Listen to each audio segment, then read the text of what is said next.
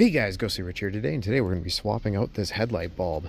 Make sure that you go ahead, and you'll see I already have this popped up. It would be sunk in. You would take a flat blade from both sides and slowly work them up, and you can even go to the sides. Be very gentle. These edges break.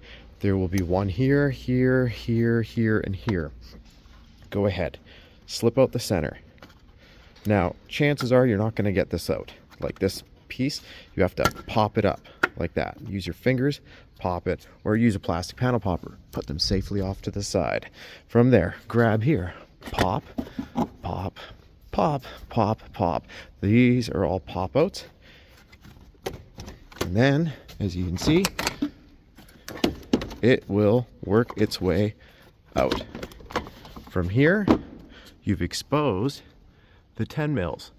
What you need to do is just take your ratchet, take this 10 mil out, this 10 mil out, and this 10 mil out. Be careful, don't let the bulb fall out. Because if it does fall into your hand, or when you miss it, it will smash. From right here, twist, it will expose the bulb. Pull this all out, and again, compress and disconnect. Also note, you need to pull this gray tab back so you can compress and pull it out. Twist, or you might have to grab lower, twist down here, take the new one, slip it in, and twist, and plug the connector back in. Never touch the bulb with your fingers, as the oils can boil and blow the bulb. Go ahead, look for the bigger fin, line them up, and turn to lock in. Make sure that no wires are blocking the locking tabs. Go ahead and put that little plastic cover back on.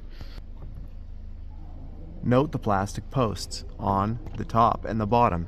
Make sure they slip through the post line up holes, and then hand thread at least one 10 mil before letting go of the light. If this falls out, it will smash.